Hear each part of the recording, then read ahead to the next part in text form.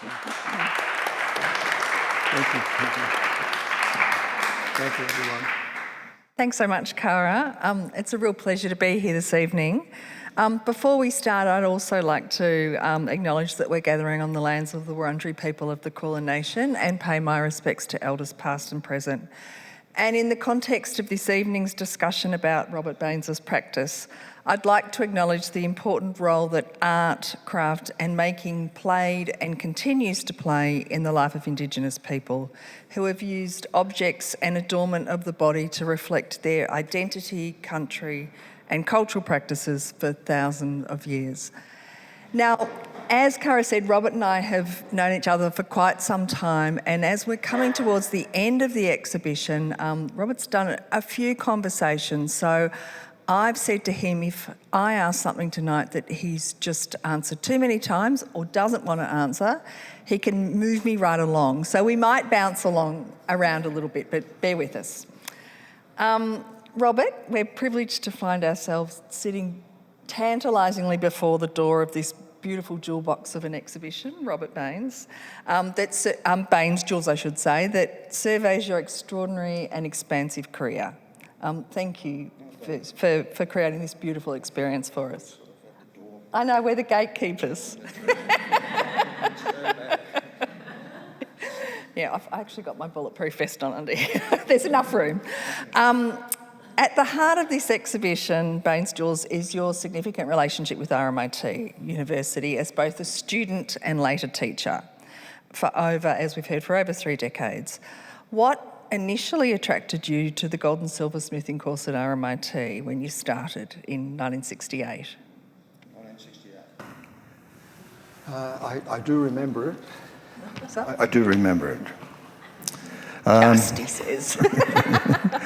Well, look, the thing is that I grew up in Eltham, the Eltham area. I went to Eltham High School, and I had teachers who were part of the arts and crafts movement of the 1960s. And it was a lively time. And there was an energy there and of creativity and making. I came in contact with one person in particular, was Alistair Knox. And Alistair Knox was an architect. Does anyone know of Alistair Knox? Well, anyway, he was a wonderful person, a lovely person. But he was, and also he was an architect. And his specialty was the use of rammed earth or mud brick. And he really was one of these people who was could see that there was an integrity in making. And I can remember conversations with him about talking about these things and the verities of making and engagement with material and tool making and making things that really are significant to the person, have an expression from the person.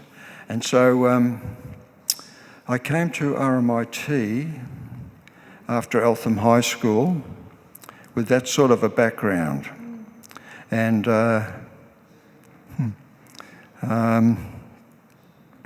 so the program was so invested in the history, the historicity of goldsmiths and silversmiths and jewellers. And so but the overarching influence was Scandinavian design. But the program was principally about hand working, hand making, engagement with materials, the historicity of those things. And then I came in contact with, near Melbourne Uni was the Dover Bookshop, and there was a publication there, a book by Theophilus Presbyter, and he was a 12th century goldsmith monk, and he wrote a treatise of metalwork. Well, he wrote a treatise on goldsmithing and metalwork and stained glass and everything else. He was sort of a really... this is the first sort of treatise of goldsmithing No, it's not. I'm sorry. That was Cellini. Cellini is the first known written treatise. But Theophilus Presbyter from the 12th century. This had a big influence on me, because it really, he was speaking from a spiritual point of view. There was a spirituality in the things that you did, and he spoke of the sevenfold spirit. And there's an integrity in making. There's an integrity how you go about your craft and all these sorts of these sort of virtues, and they sort of touched my mind, and were a great inspiration to me. And I could see that there was a sort of an expression of worship in making. And so I was not so attracted to the trends and fashions of the day so much. But have I answered this question? You have, Kelly? you have. Thank you. And I'm going to jump ahead to one of mine, because I was going to ask a bit later, because reading about your work, there is a lot, spirituality comes up quite a lot. And obviously Theophilus Presbyter's mentioned, but in terms of your sense of the spiritual in making, could you speak to us a little bit about, is it about, I don't know, is it about the sort of the sense of the manifestation of an idea that comes through making, in a way, that you start with something and you actually manifest something, sometimes completely different? Or is it more sort of a more classic sense of spirituality? Well, you could say pass. No.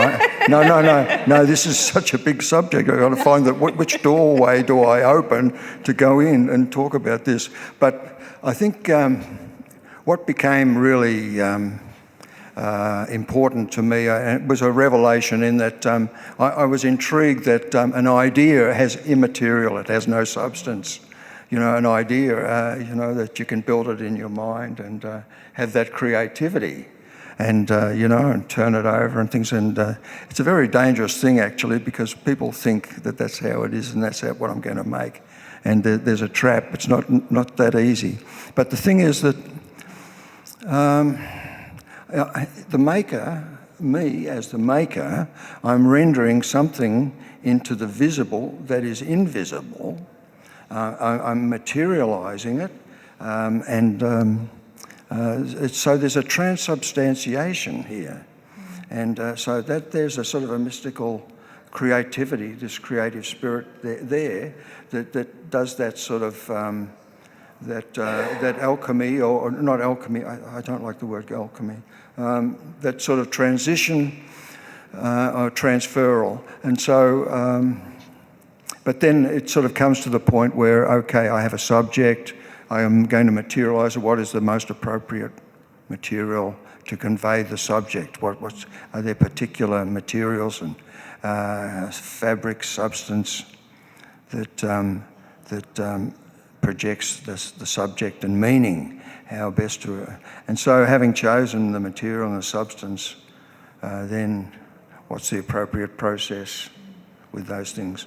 So it's predicated, the making is predicated on an idea, but it's quite apparent that I do have a premise in this wire work. After 1994, I commenced making things in wire, and also working with a polychromy philosophy, multicolour.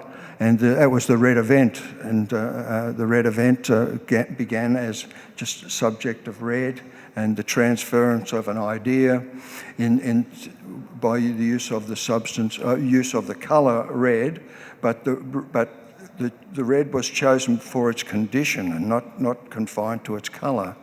And so red colour, red things became substance, the substance that I placed into objects. And things like Coca-Cola can and reflectors and things like that. So there is that sort of projection. And so I think I'll stop there. Can I ask you one more question about the spiritual and making? Because so much of particularly the wire work, is sort of made in component parts. So there's a kind of, well, and so much of craft is about repetition and being able to sort of work through that, be comfortable in that state, and there's an exactitude in that. Is part of that spirituality for you a sort of flow state, whether you can kind of get into, I mean, that's what it gets discussed as now, isn't it? You know, we're all supposed to be aspiring to flow state, and it means you're in your happy place in terms of work and life. And but I haven't heard of that. but do you find that when you're working on sort of repetitive tasks that you... You know, you work quickly too, don't you? Yeah, because I have a familiarity with my process. There's an intimacy. It's like sitting down and playing the piano.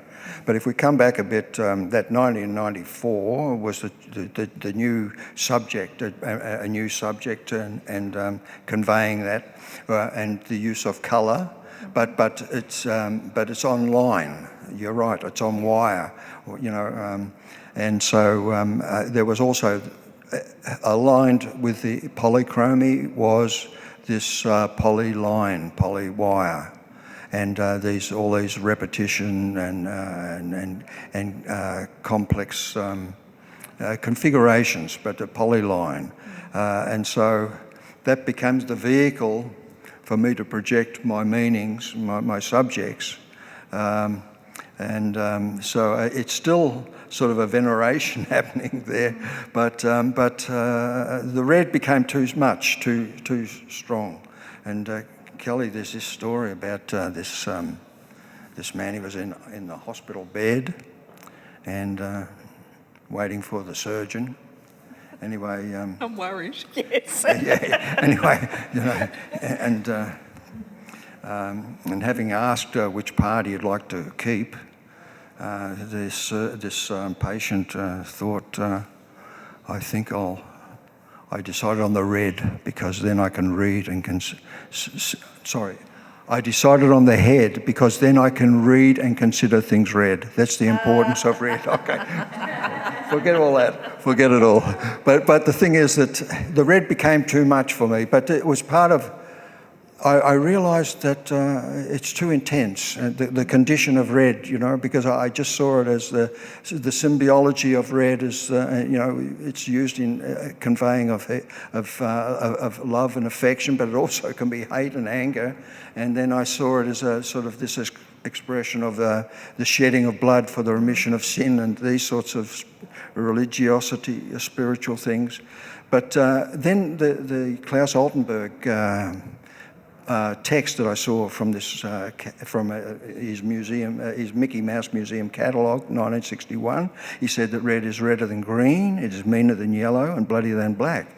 So he's talking about the condition of red, and so aligning it with other conditional colours. And so I adopted this and just really dived into that, and it created a poesis. I could see that there's a poesis in this selection and variation of the polyline, and its multiple sort of variations and these options of colour.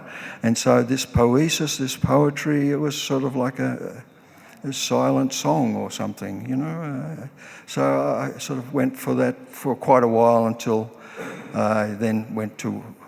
I added whiter than red. This was my intrusion into Klaus Altenberg's lovely statement. Yeah.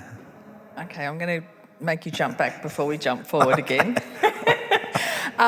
So once you completed your diploma, you initially worked in a diamond workshop with Laszlo Puzar, is that Laszlo Puzar, yeah. Followed by Max Hurwitz, where you worked from 1970 to 73. Yeah, that's right. And I'd encourage everyone to have a look at Robert's new beautiful book, because it has a lot of your early work there, which for me, I must say, was a revelation. I'd never seen that work. What did that experience teach you as a... The diamond jeweller? Yes. Yeah. Oh, well, a lot really, because it was about discipline of making. And the efficiency of making, the efficiency of time in making, strategies of working that required variation in the tool that's required to fulfill the task. And so there's tool making and things. So it was really a great preparatory thing for me to leave and project my subjects and have a freedom of making and freedom of choice. Actually, it's a sort of there are a number of people I know who are making diamond jewellery here in this room, and they might see some sort of some are still working in this way, but for me, I had to leave it. But that sort of discipline, it does develop a mindset and a thinking that it took me sort of 3 or 4 years to really remove it. But I started to make what I thought were art pieces, but it was still part diamond jewellery, about material and making and precision and part artifice, theoretical things. It's interesting, isn't it? Because in the way you talk about it makes me think about abstract painters, for example. That you can tell a true an abstract painter who has a foundation in figurative practice because there's an integrity to the work that you don't see from someone who's just throwing paint around. And it comes from that discipline, doesn't it? You actually knowing how to do something and then pushing yourself to either move away from it or break that mould or that foundation. Yeah, it's a rigour. There's a rigour there that's required, and but it's to reorientate it into the direction that you want for your expression, your meaning. It took some time, I think, and maybe I'm still influenced by these things, but I hope not. I don't know. So this might you may have already answered this, but I'm just interested to see how you might respond. You held your first exhibition, Sculpture, Jewellery and Other Objects, at Melbourne's Realities Gallery in 1977. And I think what's interesting is even at this early stage of your career, your decision to work almost exclusively in gold, silver and titanium and platinum placed you at odds with the whole sort of new jewellery movement that was emerging, plastic, found objects. How did you find the confidence at that stage to dance to your own tune? Because that's quite an extraordinary thing to push against. I was an outsider. But even outsiders feel the pressure of being an outsider. We all want to belong in some way. Well, I think I did look at it. I did, but I could see there's a freedom in there. But I could also see that later on I deal with this with the Rothschild red giraffe. Because. Contemporary art jewellery, international contemporary art jewellery I have believed from the start, has been so self-referential. And I can see it's important for students to have some meaning and some model or example to follow, and that can be the entry into the making, into the discipline of making. But the ideas and things, it's really hard to deal with the pure idea and what is personal to me. And jewellery is so personal in the making and also for purposes for other people to wear or to give to someone else. There is that personal thing. So I didn't want it to be encumbered by that, but maybe I was encumbered by the historicity of the goldsmith and the jeweller, but I did sort of I was aware of that, but how else can I convey the meaning? Because I was still stuck in this, not stuck, but I was still inhibited by this rudimentary orthodox system of making, which I learnt by my very dear teachers, those two teachers Wolf Wenrick and Chris McWaters. They were very good teachers and taught me the fundamentals of making, but there is no freedom in that. You've got to find, I had to find my own way, and it wasn't, and that 1994, 95 was the new departure. Yeah, so does that answer your question? That's great. I was interested to read then when you were teaching at RMIT, you consciously separated your own practice and research interests from the teaching process. Yeah. And that students, as a result, had little reference to your personal artistic interests and concerns, which is, dare I say it, quite extraordinary when you can, one of the big, I think it's changed a lot now, but I remember one of the big things that you used to see in graduate exhibitions was the school of such and such teacher, where everyone came out looking like that. So why did you have, why was that decision important to you? Well, first of all, it must have taken discipline not to sort of jump in and go, oh, for goodness sake, Well, the first thing is that for me, jewellery making was personal. And what my discoveries and my sort of pathway that I was going down or going through was really things still in process of learning and consolidating. But the thing is that with students in education, there are basic fundamentals of making, but you've still got to have a model. What you have to make something, it has to have a subject or a meaning. So I was always very conscious, and I hope for most of the time that I was trying to help the student discover their meaning, their solution. I didn't want to solve their problems with my solutions, that the solutions are within the piece. Within their piece that they've decided on, the subject that they're sort of walking with, and so it's sort of. But you sort of mentioned about. You remind me of a situation where I've always believed that, and this happened to me, of the student-teacher relationship, and this happened to me with Wolf Wenrick. I had trouble. I remember I was having trouble, and I told him, I showed it to him, and he was so experienced. But he said, just stand aside, just a moment. And he sat down at my bench and picked up my work and demonstrated. And so it surprised me, but I was sort of in wonder that. He was working in my way and fulfilling the intentions, and so I've always thought that it's a great privilege being a teacher, because jewellery making, it's precious, it's intimate, it's personal, and yet it's a great privilege that when they hand the work over to you and ask you, can you help? And and then you start working on it, and on this. I think that's one of the great things, great experience in teaching. Yeah. That shows immense trust. Yeah, respect, obviously, trust. But the trust is really important. Did you ever have a student? I'm just wondering. Did you ever have a student say no, like sort of grab their work as if to say, No, but there was somebody.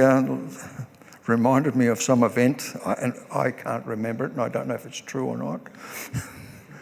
Okay, so we're moving on. Are you going to tell me that event?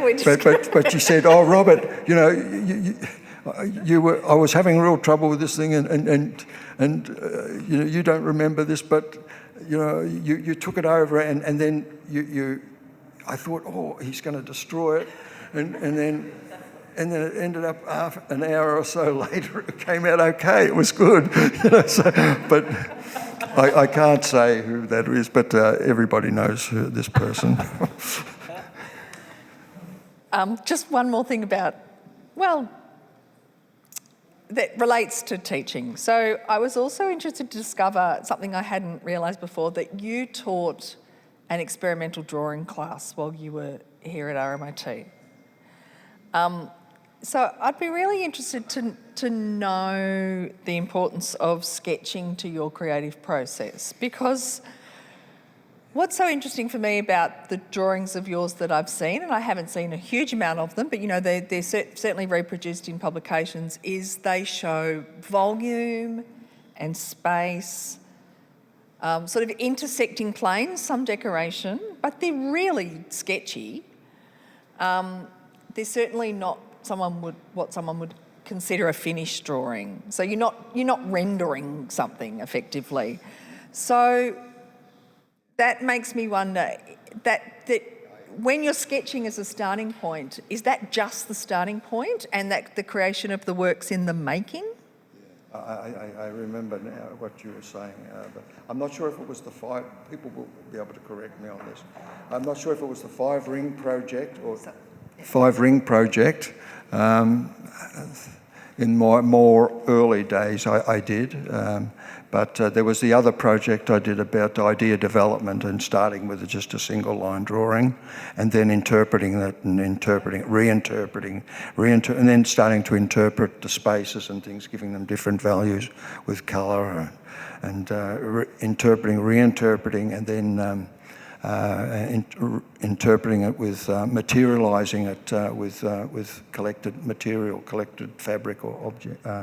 Maybe object. But so there was. I think there was basically two idea development or drawing projects I did. Mm-hmm. Is that anybody got something to say about that? You hated it. Drawing was always important. Sorry. Drawing was always important. The drawing was always important. The drawing was always important. Yeah. And there was a period where we would do drawing exclusively and wonder why we were doing drawing. Because we weren't drawing what we were going to make and create. But so as a drawing student at that time, you might kind of wonder, why are we drawing these things? But actually, they were so valuable, and I think just that the idea.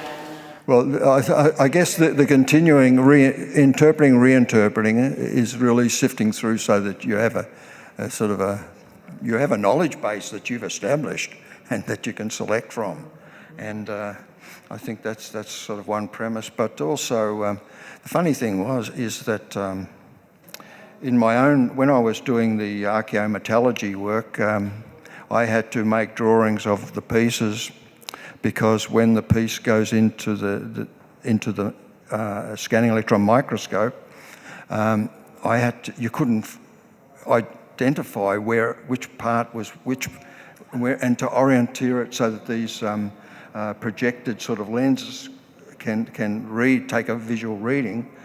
So I had to make drawings as they were maps. And so I could sort of position points and things, and so it went into the chamber, and it was no longer isolated. There was still that intimate connection with the subject, and you can orienteer the technician orienteered the piece in the chamber around, and we could follow the maps where I'd marked and things like that. In later times for drawing, though, I can't remember so much about the drawing. I can remember those projects, the five-ring project, that really stretched people, but that was sort of, that was... Can I ask a question? Robert, I love my drawing, trained in drawing, and I found that I selected drawing as a major because I have too many ideas, and it was almost like shorthand. How is your creative output in terms of capturing with drawing? Is that part of what you do? Or? No, well, not for me, no. But I think when there's always some sort of technical problem, you revert back to the drawing. But for me, it was always... through the making. Yeah, in the making, there was always that, and the subject, there was always this sort of an idea there, and quite often then there might have been some serendipitous situation, and which was conducive to my intention, or else it was a good idea but not appropriate for this one. And so I think I used to have a sort of a bank or a library at the back of the bench, and of thinking, and sort of, so these things are really important to not encumber the piece with this idea, but go back to it at the right time. Yeah. That makes sense. And look, I would again encourage everyone to have a look at your latest book, because the drawings in there are so interesting, because it's hard to conceive the drawings as a starting point when they're so spare and seemingly quick, and then you look at the objects and they're so highly refined and worked and exact. So that space in between in itself for me is really fascinating, really interesting. It just it sort of shows, says a lot about the way you work without even saying it, if that makes sense. The Philadelphia centrepiece is a good example of this. There was hardly any drawing for that big thing. But I had an idea in my mind for each of the three pieces, and I had this sort of architectonic sort of expression in the drawing, and that was it. And but because the technical factors, the process, are something else. And they're the arbiters. They're the ones that says, yes, you can do it, or you can do it this way. Yeah, that's right. So, but this sort of concept drawing doesn't have to have an accurate representation. You know, you don't have to do a rendering first. A rendering first is too inhibiting for me. I was going to say, I think a rendering would kill your creative process. I can't see it going together. Now, something you mentioned is archaeometallurgy. I can never say it. Archaeometallurgy. So we're going to get onto that, and you can say it for me every time. You were the recipient of a Churchill Fellowship in 1979, which enabled you to study, and it was Etruscan jewellery at that stage? Etruscan and Greek gold. In international museum collections. And then 16 places I went to. I know, you were all over the place. So I've written them down. You've got a senior Fulbright Award in 1996, which established your long-term relationship with the Met. And that's where you... I had a relationship with the Met before then. Oh, did you? In 1983, I did a research project here at RMIT in my naivety. On the NGV collection? On the NGV piece, which we won't mention the accession number because... Anyway, and I had some people from metallurgy and mining, and there was a gemology lecturer. We weren't a university then. But James Mollison, he agreed. He was the director, wonderful director. He made the pieces available, and but then this was my first research project, and I really sort of I had no background in history and writing a thesis or something, you know. This was so far, I was a bench worker. So you're working on this is inconceivable now, you're working on the NGV's collection of Greek and Etruscan jewellery. Yeah, this was as a test case. Wow, you did well. But the thing is... James Mollison, look, your powers of persuasion are incredible, Robert, because to get James Mollison to say yes to that is extraordinary. Well done. Well, he didn't agree with the conclusion. Did you find some... Well, he agreed because... But then he said, we knew this all the time. Okay. It was This was a piece from the time of Tutankhamun when they opened the tomb. And there were some pieces very similar to this piece in the NGV at the Met. And they are very spectacular pieces. Fakers can make very spectacular things. Anyway, I went there, and I had been writing to the Met and going and having visits. But the first time I went there was really quite an eye-opener, and how free they were with me, how open they were, and how they made this available. You built fires in the Met. When you come into the exhibition, look at fabulous space of Gallery 2, which has been transformed into kind of this research space. It's wonderful. I think it gives a sense of the excitement and the sort of energy and joy that, and it's almost like, I don't know, naughty boys playing with fires. I can't believe you got away with that. Joan Mertens, she was the head keeper of the Greek and Roman department. They're not keepers. She was a curator. She was a curator. I'm thinking of the British Museum keepers. Yeah. Anyway, Joan, she was really instrumental in me getting the Fulbright, and because she said one day, Robert, you've got to. You can't just come for 1 or 2 days, because when I used to go to Europe, I used to come back through New York. And anyway, she said to me when we're doing the research, and because the fire is important, it's critical, the fire. But anyway, she said, Robert, do you really want to be known as the person who burnt down the Metropolitan Museum of Art in New York?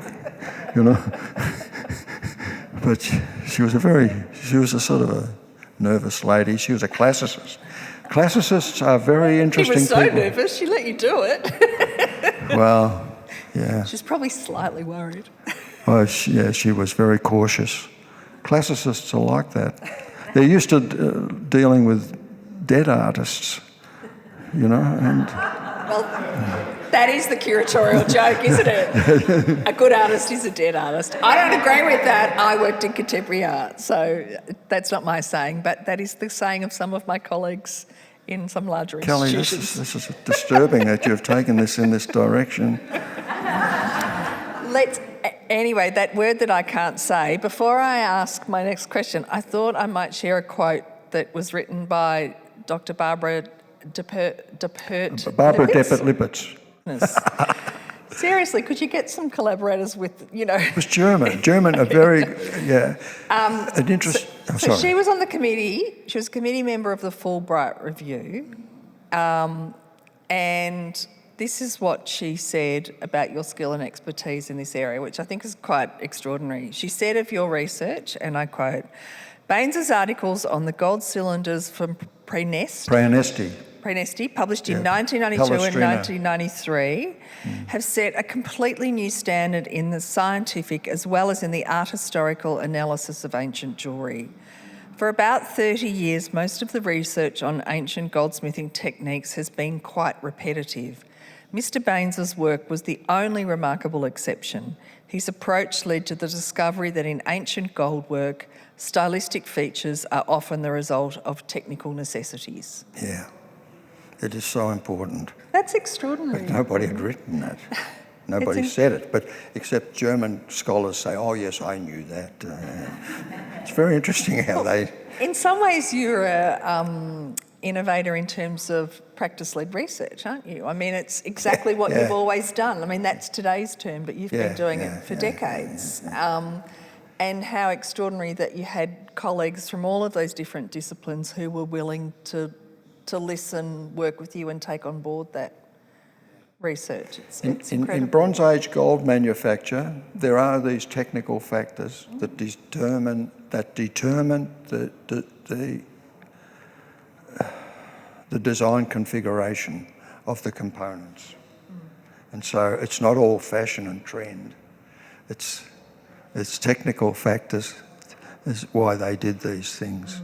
And because they're using a particular process, this heat joining process that is very fine, but very precarious. And so there's strategies within those technical factors to alleviate that complexity, but also to repair and... but the Greeks, anyway, enough of this. So this type of research made you obviously an expert in classification of ancient objects, but ironically it also positioned you as a potential master forger. You say it like that. So this is where your, Robert Baines the trickster comes into play, isn't it? No. So tell us a little bit about, and that's very clear here in the Schatzkammer, a treasury of evidence, because you blur truth, you turn it on its head, and the jewellery, your work, can either serve to verify or debunk the narrative, the story that's so central to either believing or not believing. Yeah. Just what are you up to, Robert? I came to the point where I was authenticating things that are fake to convey my subject. And so I was playing with authenticity, and because there is, I have to say it again, this phrase I use, that I'm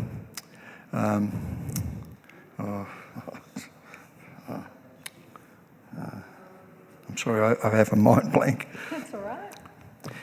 The university, the museum, most museums, but particularly at the Met, I became conscious of this, that is it important to have an authentic material cultural history?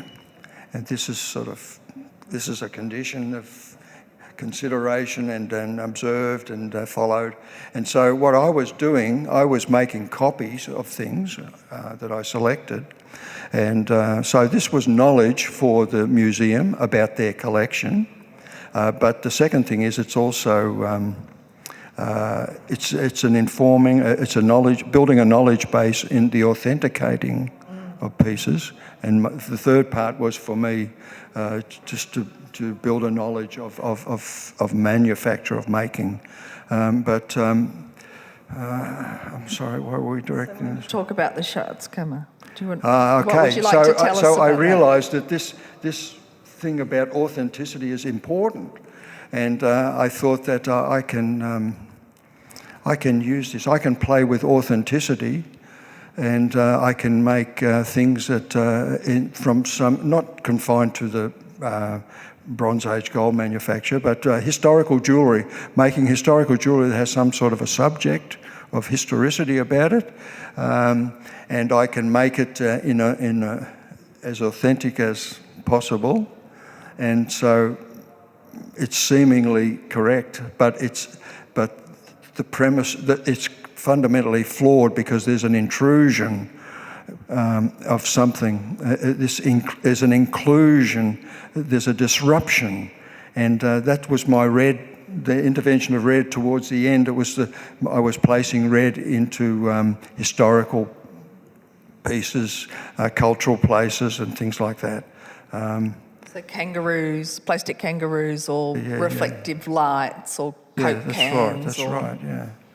Yeah. So this was a sort of an impediment for the orthodoxy, because I was fulfilling the material scientist sort of quest to authenticate it, and I was also fulfilling the historian, the curator, or the connoisseur, informed connoisseur collector, but it wasn't.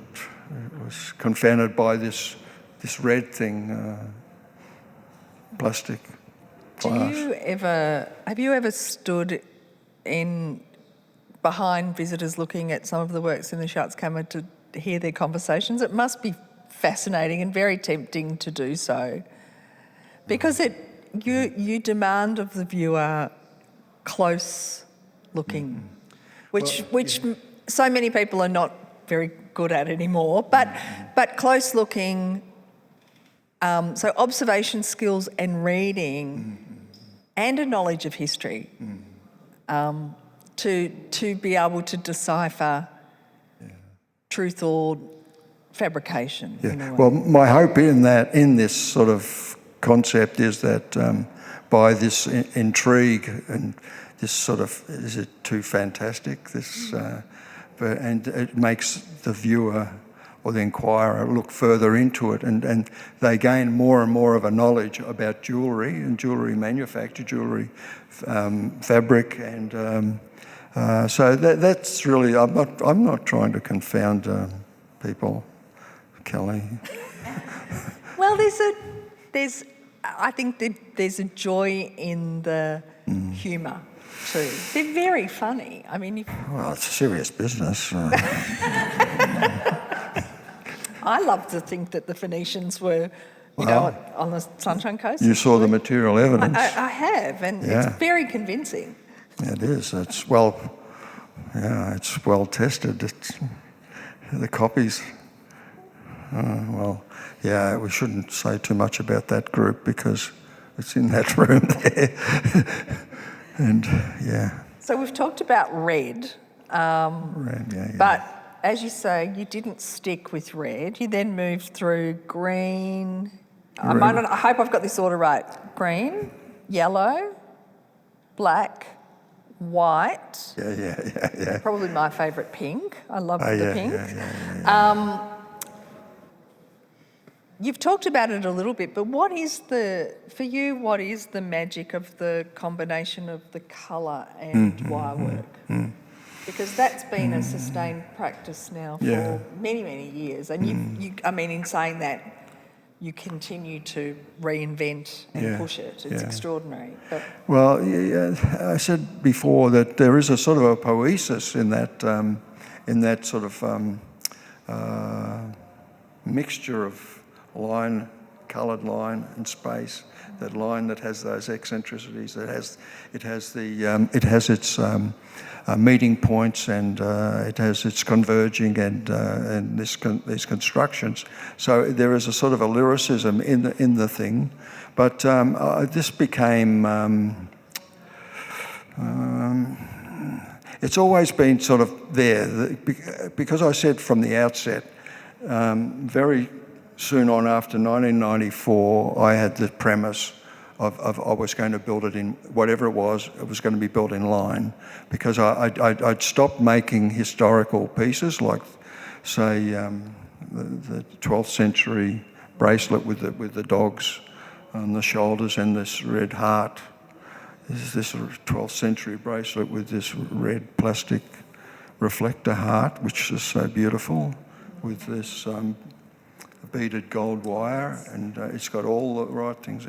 So, but then later on I came to and took on other subjects like philalery and philales, dealing with philales, and it was principally about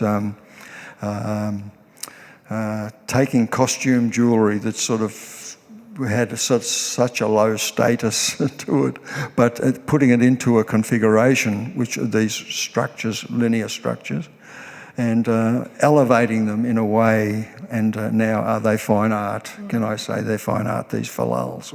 Once they were a fallacy, now it's fine art.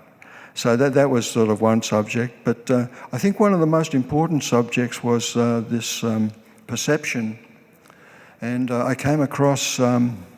and so I carry all this coloured wire with me into this new subject of perception, which was influenced by Salman Rushdie, a text that Salman Rushdie wrote in The Ground Beneath Her Feet. This is a wonderful text about person and how a person is surrounded by friends and loved ones and family, and they all have a perception of you, and so this amplifies who you are. But there's there is a melancholy part to this which I don't really, which disappoints me with him, because it's sort of as each one of these family members or friends, workmates pass away, is a little of that person is also gone. And so it reminded me of this poem by Euripides, because I did a research project on a 4th century Greek piece, and it was about a very special jewellery piece that was in a fire, in a funerary pyre. Some people were at this talk I gave the other day, which I spoke about this piece, this funerary pyre piece. But it's such a wonderful thing. But it reminds me of Euripides. At the time I did this research, see, up to the 5th century, to the Greeks, there was no life after death. And so you just burnt on a funerary pyre, and they, with sticks or poles, they try to get the gold out and drag it to the ash in the side. And so there's material, there's physical evidence of the fire, been affecting those pieces. So that's quite wonderful. But it sort of reminded me, Salman Rushdie is such a beautiful statement about person and those who surround him in his life, or her life. And Euripides says, if there be any far-off state dearer to life than mortality, the hand of the dark hath hold thereof, and mist is above and mist is under, and we float on legends forever. It's sort of a beautiful statement, but it's, you know, I have the belief that, see, I probably haven't told you that, you know, I've been on a trajectory, on a ride with the author of the multiverse. And, you know, I'm sort of, you go to the end of the multiverse and there's still more, you know. You drill down and there's still more. You know, I have that, there's still more. You know, it hasn't finished yet. Yeah. You know? You certainly see that at the large works Yeah. at the entrance to the show. Yeah, anyway, yeah. We'll get to questions in a few seconds, just one or two more questions. Your works, I mean, you can certainly see this across the decades. They're so sculptural and so fantastical in their construction. It's part of their wonder, I think. And for so many of them, you make works that aren't about adornment or to be worn. And there are some that are to be worn, but they seem to push against it in a way. You know, they seem like they physically want to be more.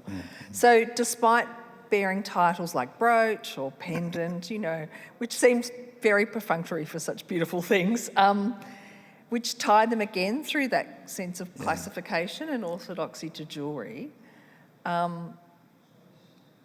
I suppose what I'm trying to ask is it important to you that your jewellery is worn? Or is that sort of you know, I know you make some pieces that are to be worn, but for others, is it, you know, is wearing it sort of a byproduct of the extraordinary object that they are? Yeah, well, the making is the first consideration, but I think we have to come back that, see, each year I would go to Munich and have an exhibition there, and this was for 15 years. I showed with Karl Fritsch and Gerd Rothman, and I mentioned the other day that Gerd had an exhibition in this room here where the archaeometallurgy is, and anyway, with Gerd and Karl, and we had this show at the Residence Museum in Munich, and sorry, why am I saying this? About your work as being worn. Yeah, okay. And so I was selling my work at this event, and then if I didn't sell everything, which was most of the time, I would go on to have this other plan for another show afterwards in Holland or somewhere. Anyway, but the thing is that I came in contact with these collectors, mainly from America, who like big pieces.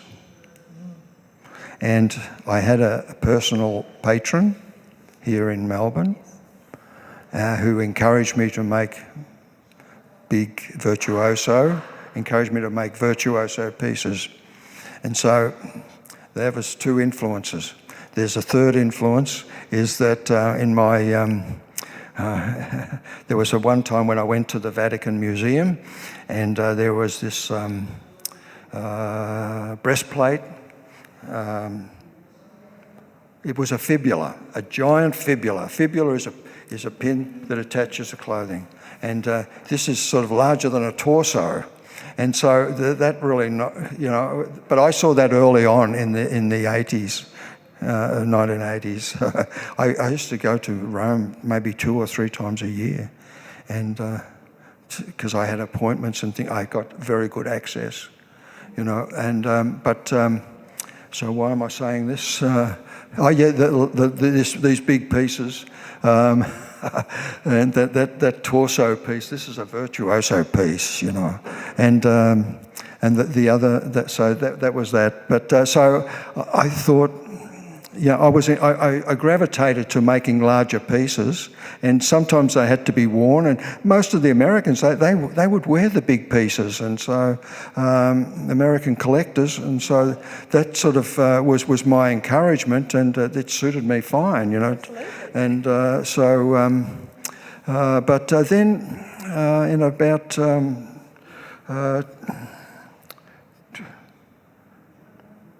19... I'm sorry with my dates now, but there came a point in the last, say, 10 years, I thought I was starting to think about the finality of things, and I thought that I want to make the best representative pieces that I can. And because I could make these sort of virtuosity pieces, it was the Gulbenkian Museum in Lisboa. I also saw that of the René Lalique work, and the René Lalique, we know it as these pieces about this scale, and these were like this, the same thing again. And so this was such an encouragement to me. So I wanted to make the best representative pieces I can, and that's what I wanted to leave, you know. And so that's where I sort of pursued these things, and also I can apply these sort of grand subjects. And the text is, we haven't spoken about the text, but you know, the colour from the red event amplifies it, it enlarges the meaning, but also I found later on that the text also is expansive of the meaning. And so, and so in these latter years, these larger pieces, but also it's still that poly wire, polycolour. But the text became more and more important, and in the lectures and things that I used to give overseas, I really got great responses, and I never did quite get it like here in Australia. I didn't get the same thing. I don't know why that. It's always, I've pondered on that, but anyway, that's not an issue for you. So, thanks. I've just been left with an issue. So there's a great recording of you giving a lecture in New York. So when you're talking about at the Tradesmen's Guild, which looked fascinating in itself. It's an amazing place. But when you talk about text, is that what you mean? Your own writing I was and your own the text. Yes. Like which is kind of like it's like an extraordinary rap. Yeah. It's very interesting. I'd encourage everyone that's how I describe to have it. a look. And that brings me to my last question, actually, Robert, which strangely enough relates. I'm not sure if many people here would know that very early on, your alternative career may have been as a jazz drummer. And I don't think it's pushing things too far to say that there's a real sense of rhythm in your works. Like there is, and a real musicality. Polyrhythms. Yeah. So has jazz You know who uses that phrase, polyrhythms, to describe their work? The Dave Brubeck Quartet, yes. And Joe Morello, Take 5. He talks about polyrhythms. Yes. And I thought, hey, that's me. You speak in polyrhythms. You speak sometimes. Well, when you talk about your texts are musical, it's so interesting. But do you play music in the studio? Or is that a separate thing? There's certainly a musicality in the work. No, but it doesn't instruct me. But I see parallels in counting. That makes sense. Unusual time counting the linear signatures. spaces in the fabrication, in binding wire, and counting in threes, every three. Yeah. I was influenced by the Dave Brubeck Quartet way back when I was 12 or 13 years old. My brother, he was in this Coronet Record Club, Columbia Record Club, and if you didn't buy a piece or something, that would be sent to you. Anyway, there was the Gone with the Wind album with Brubeck, and oh man, this was just an opener for me. And a lot of them were standards in that album, but these different time signatures, these polyrhythms, I never equated it with what I was doing with my polyline Oh, it's so there. thing. Yeah. And so, yeah. There's syncopation in your work, I think. It's so interesting. Syncopation. Yeah. Paradiddles, radamocues. I live with the drummer, you know, I know these things, but thank you. We might.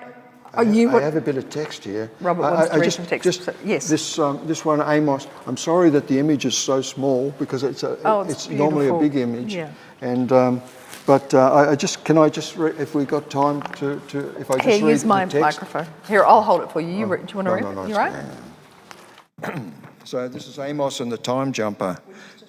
Chronology is visualised in the Time Jumper. How much does Amos really know? Exploiting space-times, a machine transforming past, present and future contains time-like curves. A safety landing structure protects its spherical power source.